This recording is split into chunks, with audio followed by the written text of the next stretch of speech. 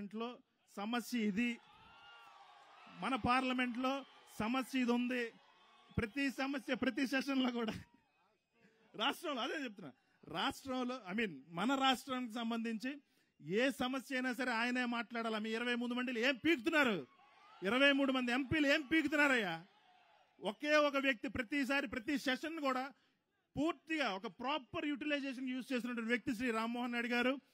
అదేవిధంగా లోకేష్ గారితో ఈ యువగలం అనే నినాదం ఎత్తుకొని ఆ పాదయాత్ర ఏదైతే చేపట్టారో we're so inspiring sir from you, because youth పూర్తిగా ప్రతి సంవత్సరం జాబ్ క్యాలెండర్ తీస్తామని చెప్పి నమ్మించినటువంటి జగన్మోహన్ రెడ్డికి అది కనీసం సిగ్గుసరి ఉండాలి. మనం కేవలం యువగలం అనే నినాదంతో ప్రతి చోట ప్రతి ప్రాంతంలో మీరు పర్యటించి యువకుల సమస్యలు తెలుసుకొని ప్రతి చోట ఇంటరాక్షన్ పెడుతూ మదరంగా మీతో పాటు మేము ఎలమంచిల్లో కూడా మీ పాదయాత్రలో పాల్గొనడం జరిగింది. అండ్ ఆ రోజు కూడా ఒకటి చెప్పాలి, రోజంతా పాదయాత్ర చేశారు ఆయన ఎలమంచిల నియోజకవర్గంలో.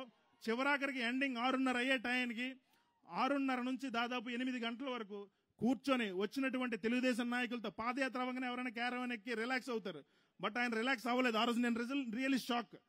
6:30కి వచ్చి కూర్చొని దాదాపు 8:30 వరకు టీడీపీ శ్రేణులతో కానీ జనసేన పార్టీ శ్రేణులతో కానీ కూర్చొని చర్చించి మాటామంతి జరిపి చాలా హుందాగా మాకు చాలా ఆనందం అనిపించింది ఆ రోజు.